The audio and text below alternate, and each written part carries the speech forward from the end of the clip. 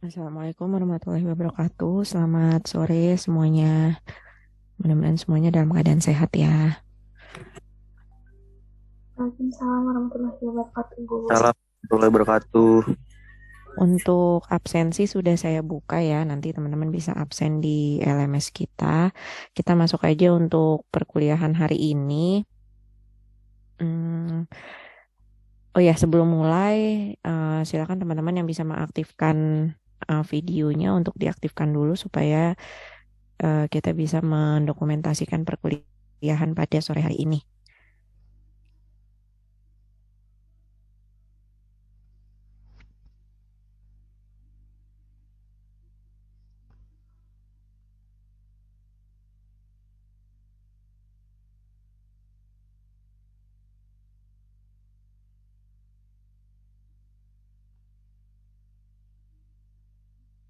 Oke, saya screenshot ya.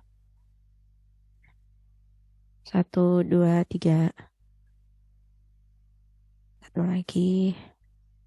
Sorry. Oke, 1, 2, 3. Oke, terima kasih. Hari ini topik bahasan kita adalah tentang pengukuran. Kan kemarin kita sudah bahas jenis-jenis ventilasi, kemudian kita sekarang akan lihat bagaimana mengukurnya. Kenapa harus diukur?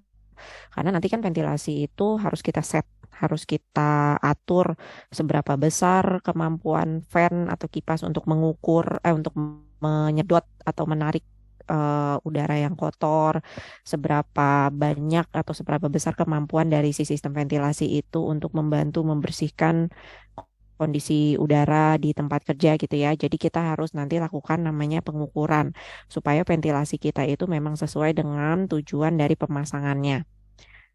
Nah, di sini disebutkan bagaimana ventilasi itu diukur. Di sini yang pasti kita harus sesuaikan dulu eh,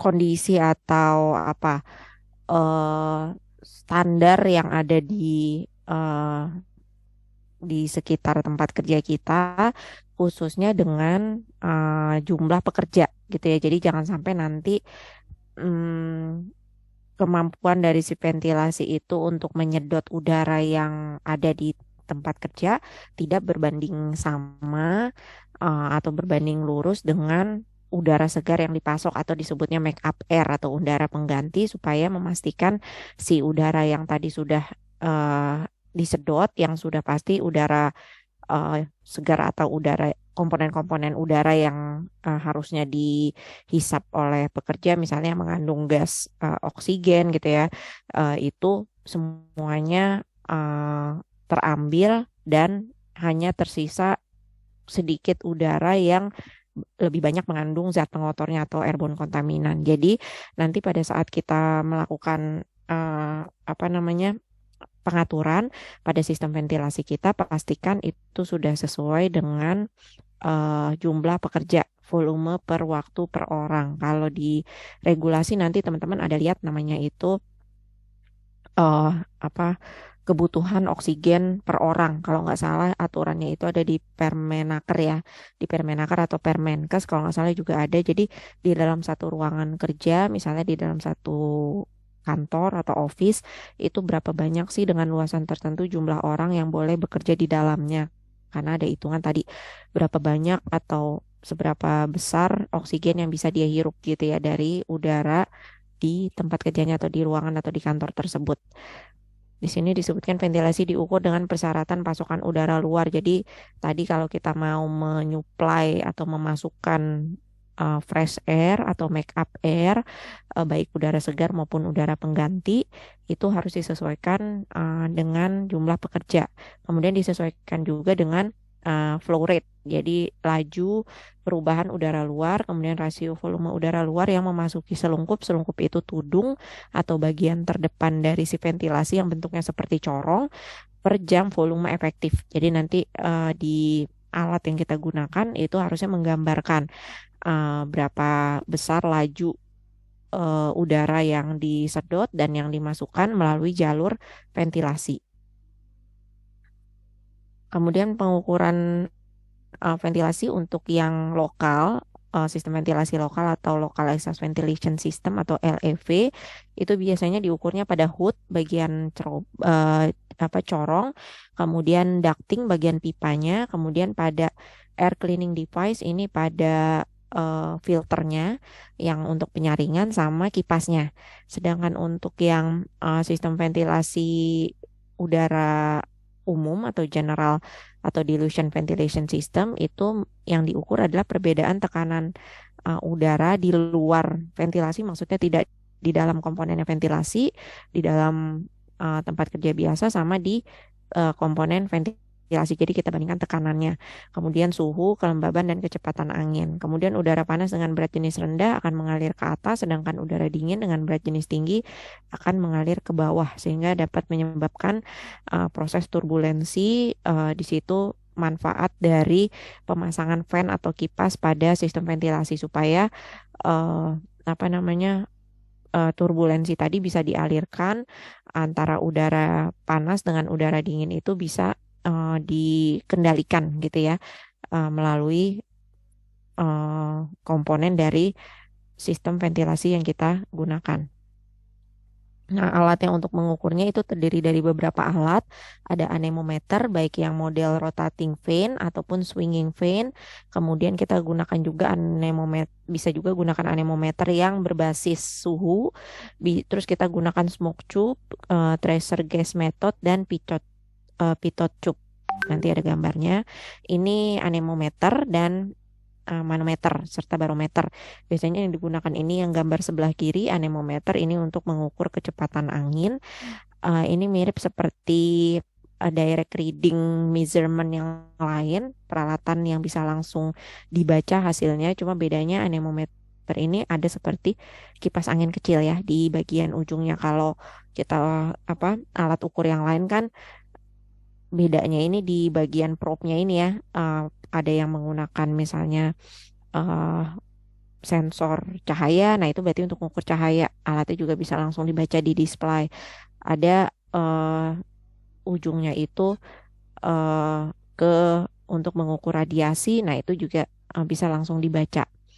Kemudian yang tengah sama yang gambar kanan ini manometer dan barometer yang bisa langsung kita lihat hasilnya untuk mengukur tekanan udara dan tekanan udara ruang tertutup dan dalam satuan mg. Oke, kemudian mengapa udara dianggap tidak dapat dimanfaatkan dalam masalah desain ventilasi industri? Maksudnya dimanfaatkan di sini adalah kita bisa memastikan dalam satu ruangan yang tidak ada atau sistem ventilasinya itu kurang, udara itu dianggap kondisinya begitu-begitu aja gitu ya. Jadi dia tidak mengalir tapi juga tidak berkurang. Karena apa? Karena pada proses pekerjaannya atau pada aktivitas sehari-harinya manusia itu kan selain dia menghirup udara, gas-gas yang ada di lingkungan, dia juga mengeluarkan udara gitu ya. Ditambah lagi di dalam tempat kerja itu ada aktivitas menggunakan mesin, menggunakan material, menggunakan bahan-bahan yang tadi kalau kita bahas dalam sistem ventilasi, mereka sifatnya itu adalah pengotor gitu ya. Mereka sifatnya itu mengeluarkan zat-zat yang mungkin akan mengurangi atau berikatan dengan gas-gas yang diperlukan dalam pernafasan manusia. Jadi sebenarnya kenapa saluran ventilasi ataupun sistem saluran sirkulasi atau sistem ventilasi itu diperlukan karena prinsipnya udara itu yang ada di dalam ruangan karena sudah terjadi interaksi antar manusia, manusia dengan mesin, manusia dengan bahan gitu ya, dengan proses yang ada di industri, seharusnya kondisinya itu tidak mungkin dipertahankan baik kualitas maupun kuantitasnya secara baik, secara ideal untuk kesehatan pekerja tanpa kita lakukan rekayasa ataupun modifikasi dari teknik gitu ya, dengan memasang sistem ventilasi, mengatur sistem sirkulasi udaranya gitu. Jadi diketahui juga bahwa di situ ada perbedaan tekanan tadi seperti di sistem ventilasi udara general itu yang kita atur itu adalah perbedaan tekanan di luar komponen sistem ventilasi sama di dalam ventilasi tersendiri tersebut gitu ya. Terus kemudian potensi kesalahan disebabkan oleh ini juga dapat diabaikan. Jadi ini kita bicara kaitannya dengan gambaran dari tempat kerja yang dengan berbagai interaksi atau proses dari pekerjaan, kemudian ada faktor tekanan juga sehingga dianggap udara itu tidak bisa dimampatkan atau dibiarkan dalam kondisi yang sama baik secara kualitas maupun kuantitas pada periode waktu tertentu. Tekanan pada sistem ventilasi itu merupakan yang menyebabkan pergerakan udara. Jadi di sini disebutkan pergerakan udara pada sistem ventilasi merupakan akibat dari perbedaan tekanan. Kemudian dalam sistem supply, tekanan yang diciptakan oleh sistem tersebut merupakan tambahan dari tekanan atmosfer di tempat kerja. Yang namanya sistem supply itu kita memasukkan udara segar ke dalam tempat kerja. Kebalikannya, kalau sistem pembuangan, exhaust system itu kita menyedot udara di tempat kerja, kemudian mengalirkannya ke udara bebas gitu ya. Jadi kalau pada sistem supply itu biasanya selain kita masukkan udara segar atau udara pengganti, itu biasanya ada tambahan tekanan atmosfer.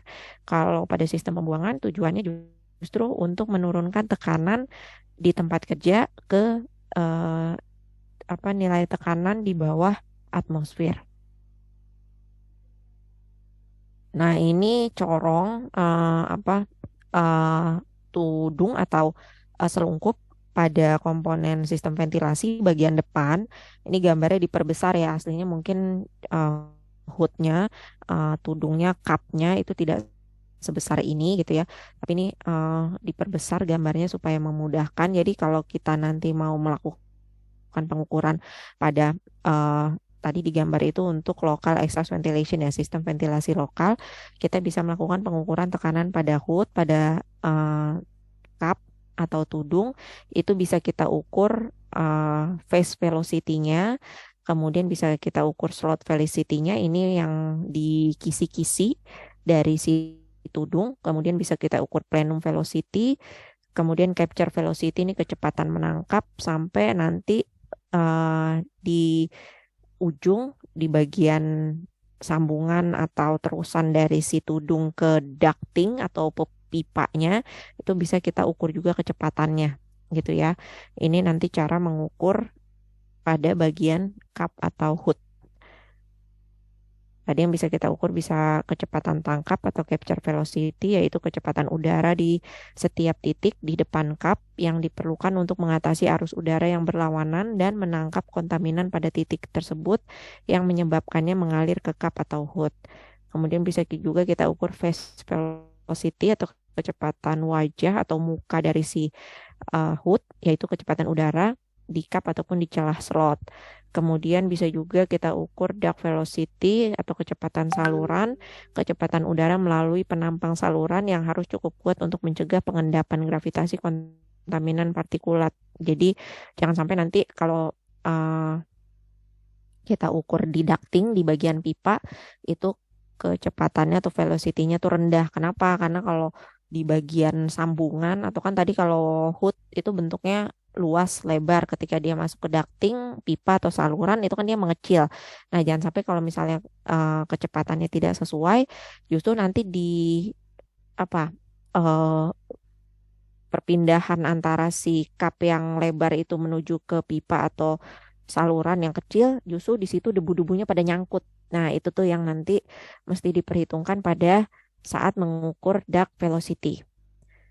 Kemudian ada juga yang kita pertimbangkan atau kita ukur, yaitu tekanan atau pressure, yaitu gaya persatuan luas. Di sini disebutkan tekanan atmosfer standar di permukaan laut adalah 29,92 inci merkuri atau 760 mm merkuri.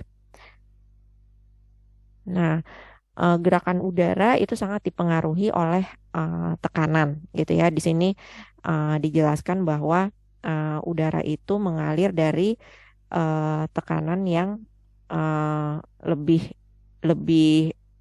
tinggi ke yang lebih rendah gitu ya. Nah, untuk memastikan gerakan dari udara tersebut, itu kita harus pastikan ini kalau di gambar atau ilustrasi yang ada di depan ini di tengah-tengah ini yang gambar bulatan hitam dua ini adalah fan. Jadi fan ini digunakan untuk mengkondisikan pipa atau saluran dari sisi yang sebelah kiri atau P1 itu punya tekanan yang lebih rendah sehingga dia mengalir dari P1 ke PN. Jadi sisi sebelah kiri ke sisi sebelah kanan. Nah, fan dipasang di tengah-tengah ini untuk memastikan atau mengkondisikan tekanan udara sisi yang kiri P1 itu lebih besar daripada sisi yang kanan PN. Gitu ya. Jadi prinsipnya adalah udara itu mengalir dari yang tekanan atau energinya lebih rendah ke yang area yang tekanan atau energinya lebih tinggi. Jadi kalau misalnya di tempat kerja itu di sisi sebelah kiri ini P1 ini area kerja, PN ini yang lebih tinggi itu misalnya adalah kondisi pipa di dalam atau yang menuju ke cerobong gitu ya. Jadi nanti kalau misalnya kondisinya kebalikan, berarti teman-teman harus harus modifikasi atau install peralatan. Mungkin di sini bentuknya bisa fan, bisa tambahan seperti yang lain untuk mengkondisikan tekanan di tempat kerja maupun di dalam sistem ventilasi.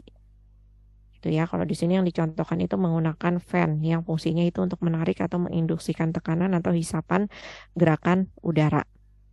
Itu ya, ini contohnya.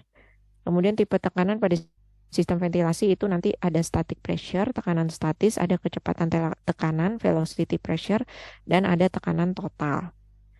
Kecepatan tekanan atau velocity pressure atau VP itu adalah tekanan yang diperlukan untuk mempercepat udara dari keadaan diam ke beberapa kecepatan dan sebanding dengan energi kinetik aliran udara. VP itu bertindak searah arus dan diukur searah arus. VP mewakili energi kinetik dalam satu sistem dan VP selalu bersifat positif. Kemudian tekanan statik atau static pressure, ini tekanan di saluran yang cenderung meledak atau meruntuhkan. Ini maksudnya meledak atau meruntuhkan itu adalah karena dia itu biasanya lebih besar dibandingkan kecepatan tekanan atau velocity pressure, tapi dia bisa sifatnya itu negatif atau positif dan alirannya itu arahnya itu bisa ke segala arah, bisa ke kiri, bisa ke kanan gitu ya. Ini tekanan statik positif biasanya menyebabkan udara cenderung mengembang, tekanan statis negatif biasanya menyebabkan udara cenderung berkontraksi. Misalnya di sini dicontohkan pada saat kita melakukan percobaan menggunakan sedotan, di mana salah satu ujung dari sedotan itu ditutup menggunakan jari, kemudian di sisi yang lain ditiup gitu ya. Nah itu kita membuat si tekanan udara di dalam sedotan menjadi mengembang sehingga disebutnya di dalam sedotan itu tekanan statisnya menjadi positif gitu ya. Gitu juga kalau misalnya kebalikan, tutup dari jari kita itu yang menutup salah satu sisi ujung sedotan itu dibuka, itu akan membuat si tekanan statis di dalam sedotan itu menjadi negatif dan udara itu nanti akan mengalir keluar dari sedotan dan menyebabkan tekanan itu turun gitu ya. Kemudian ada yang disebut dengan tekanan total atau total pressure, yaitu jumlah dari tekanan statis serta tekanan kecepatan. Jadi static pressure ditambah dengan velocity pressure. Static pressure merepresentasikan energi potensial dari satu sistem, sedangkan velocity pressure atau tekanan kecepatan adalah energi kinetik dari satu sistem yang jumlahnya memberikan total tekanan. Total tekanan itu diukur ke arah aliran dan bisa positif atau negatif juga. Nah, mengukur tekanan dalam sistem ventilasi ini nanti menggunakan impact tube. Impact tube ini yang bentuknya seperti gambar di samping. Jadi ada tabung berbentuk U di mana tabung ini nanti yang ujungnya kita masukkan ke dalam saluran pipa. Tadi kalau misalnya lihat di gambar yang paling depan itu biasanya di dalam sistem ventilasi sudah ada lubang-lubang khusus yang digunakan untuk mengambil sampel atau mengukur. Termasuk misalnya di bagian cerobong, kalau misalnya teman-teman pernah lihat ada orang yang naik ke arah cerobong itu apa? Itu biasanya dia untuk mengambil sampel. Nah, ngambil sampelnya itu biasanya udah ada lubang-lubangnya gitu ya. Lubang itu kalau nggak dipakai itu dia ditutup. Kalau mau kita ukur, mau kita ambil sampel itu dibuka. Nah, nanti alat kita masukkan di lubang tersebut. Di sini bisa menggunakan manometer untuk mengukur tekanan statis atau menggunakan picot tube atau kita bisa gunakan impact tube untuk mengukur tekanan total. Pengukuran tekanan statis dan tekanan total menggunakan manometer dan impact tube juga secara tidak langsung akan menghasilkan pengukuran kecepatan tekanan dari sistem atau velocity pressure gitu ya. Mengukur tekanan dalam sistem ventilasi di sini disebutkan menggunakan manometer dan juga pitot tube. Ini di dalam ducting atau stacking atau pipa nih yang warna hijau contohnya.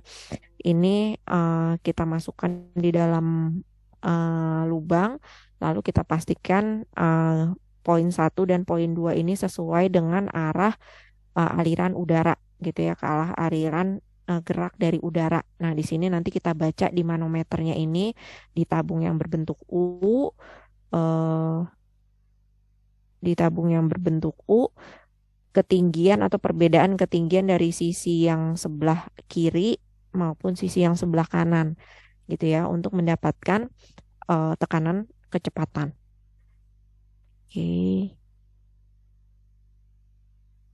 Nah, ini rumusnya. Rumusnya ini untuk mendapatkan tekanan kecepatan itu bisa V dibagi 4005 kemudian dikuadratkan. Ini sebenarnya cara manual ya. Jadi rumus atau formulasi manual yang bisa kita gunakan untuk mengukur tekanan kecepatan pada saluran ventilasi. Terus kemudian untuk mengetahui laju alir volumetris atau volume kuantitas udara yang mengalir melalui lokasi tertentu per satuan waktu, itu kita gunakan rumus Q sama dengan V kali A. Di mana Q itu adalah volume laju udara, laju aliran udara atau debit hisapan, kemudian V itu kecepatan rata-rata, kemudian A itu adalah luas penampang saluran ataupun bukaan. Nah, nanti ngukurnya kalau bentuk dari hood atau cup ventilasi kita seperti ini, kita ukur berdasarkan luas areanya. Jadi kita ukur dulu luas areanya, lebarnya berapa, panjangnya berapa. Kalau yang bulat ini juga kita ukur diameternya berapa. Nah, baru nanti kita ambil misalnya di sini 5 titik. Nah, dari kelima titik ini baru kita gabungkan. Jadi ada dapat 5 kecepatan dari pengukuran 5 titik, baru nanti dibagi 5 gitu ya. Jadi nanti kalau misalnya mau ngukur tadi, kalau yang tadi itu kita ukur kecepatan tekanan di dalam ducting yang menggunakan manometer yang dihubungkan dengan pitot tube. Kalau ini kita ukur di penampang atau bagian muka dari cup gitu ya, dari penyedot atau hood si sistem ventilasi. Biasanya berdasarkan dari luas penampang. Kemudian nanti yang perlu diketahui juga adalah kepadatan udara atau air density. Ini didefinisikan sebagai massa per satuan volume udara pada suasana standar, suhu kamar, dan kadar air 0. Density factor atau faktor kerapatan massa adalah rasio kepadatan udara aktual dengan kepadatan udara standar. Kemudian kita ukur juga massa jenis, itu bisa menggunakan persamaan dari gas sempurna yaitu P sama dengan rho kali R kali T, di mana P itu tekanan absolut, rho itu densitas atau rapat massa, kemudian R itu konstanta gas udara, T itu suhu absolut dalam derajat Rankine. Nah, khusus untuk udara yang sangat kering, kita pakai formulasinya itu adalah rho kali T sama dengan rho kali T standar. Kemudian yang perlu kita eh, lihat juga itu adalah duct losses. Duct losses ini apa? Berapa besar kehilangan dari misalnya kita udah set laju alir dari satu sistem ventilasi itu di angka tertentu. Kemudian kita kan ukur itu nanti di bagian hood, di bagian cap kita kita ukur, di bagian ducting pipanya kita ukur, mungkin nanti di ujung sana atau di setelah ventilasi atau fan atau kipas angin kita ukur lagi. Nah, nanti kalau misalnya ada perbedaan tuh tekanan kecepatan dari sisi bagian paling ujung di cup, di pipa ataupun di setelah kipas angin atau fan itu ada faktor yang disebut duct losses atau kerugian dari pipa gitu ya. Tipe dari kerugian ini atau loss-nya ini bisa berbentuk friction loss atau kehilangan akibat gesekan atau karena eh, dinamik atau turbulence loss.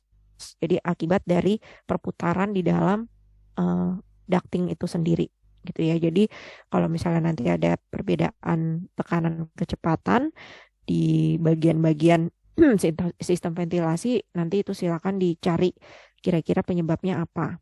Kalau friction loss ini biasanya yang faktor-faktor yang menyebabkan terjadinya friction loss itu bisa dari duct velocity, bisa dari duct diameter, jadi diameter pipa atau saluran, bisa dari air density, kerapatan udara, bisa dari air viscosity, bisa dari duct surface roughness. Ini kekasaran permukaan ducting. Jadi ductingnya ini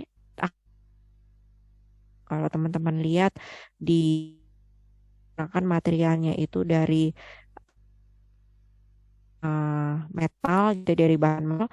Ada juga yang menggunakan plastik seperti fleksibel hose gitu ya. Jadi seperti selang besar yang lebih fleksibel, mudah diarahkan, mudah dibelok-belokkan gitu ya. Jadi tergantung dari bahan yang digunakan untuk ductingnya gitu ya. Ada juga yang di luarnya itu bentuknya metal seperti besi gitu ya, tapi di bagian dalamnya dia ada lapisannya lagi. Nah, itu juga bisa. Biasanya eh, pemilihan dari material ducting atau pipa ini juga akan sangat mempengaruhi dari aspek kebisingan. Karena sistem ventilasi ini biasanya bising karena di dalamnya itu ada proses pengaliran udara, pakai fan juga, terus ada proses eh, penyaringan udara biasanya menggunakan air cleaner atau dust collector. Jadi udara yang sudah disaring, kotoran-kotorannya, debunya itu mengalirnya ke satu kantong, satu kolektor, satu tempat yang itu di dalamnya tuh debunya muter. Nah, itu tuh menyebabkan bising. Nah, biasanya untuk mengurangi kebisingan tersebut, bagian dari sistem ventilasi itu dilapis gitu ya. Makanya tadi pemilihan bahan di sini disebutkan permukaan kasar dari material ductingnya itu juga akan mempengaruhi losses gitu ya. Kecepatannya mungkin yang tadinya udah di set di eh, apa eh, kecepatan tertentu di akhir atau sesudah mendekat di area sekitar kipas angin, sebelum kipas angin atau sesudah kipas angin itu malah kecepatannya turun. Itu yang disebut dengan friction loss. Kemudian dynamic atau turbulent loss ini biasanya disebabkan oleh elbow. Elbow ini siku. Jadi kalau misalnya pipanya itu berbelok, kemudian ada bukaan, ada tikungan, itu semuanya akan mempengaruhi kecepatan gitu ya pada aliran udara yang sudah kita kita set. Begitu juga kalau ada opening. Opening macam-macam. Ventilasi yang panjang dari mulai cup sampai nanti dia stacking atau cerobong, itu biasanya ada beberapa bukaannya untuk pembersihan, untuk perbaikan kalau misalnya ada bagian yang rusak, jadi nggak harus dibuka keseluruhan ya. Biasanya dia ada bagian pintu-pintu atau bukaan yang bisa buka tutup gitu ya, untuk memastikan si bagian tersebut bisa di maintenance dengan mudah. Nah, ini bukan ini juga bisa menyebabkan dynamic atau turbulence loss gitu ya. Nanti perhitungannya seperti di bawah ini. Oke. Itu ya tadi materi untuk pengukuran sistem ventilasi. Jadi setelah kita pasang sistem ventilasi di tempat kerja kita, nanti kita perlu menyesuaikan apa namanya, berapa besar flow rate-nya, berapa kecepatannya, berapa tekanannya. Terus kalau tadi terkait dengan kerapatan massa, kemudian tadi air viscosity itu kaitannya dengan bahan atau pengotor udara yang akan nanti disaring. Eh, Standarnya di mana itu nanti bisa dilihat di sini. Di sini saya nggak tampilkan, nanti bisa saya screenshotkan ya.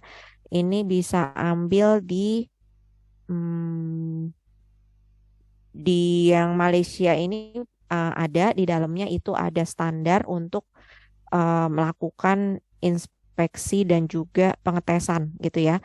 Jadi memang di sini juga ada yang paling atas nih ACGIH Industrial Ventilation Manual. Ini ada standar yang bisa kita pakai berupa tabel untuk flow rate, untuk pressure, untuk pokoknya tadi indikator-indikator yang diminta untuk diperhatikan pada sistem ventilasi kita, apakah sistem ventilasi lokal ataupun sistem ventilasi general, itu berapa besarnya.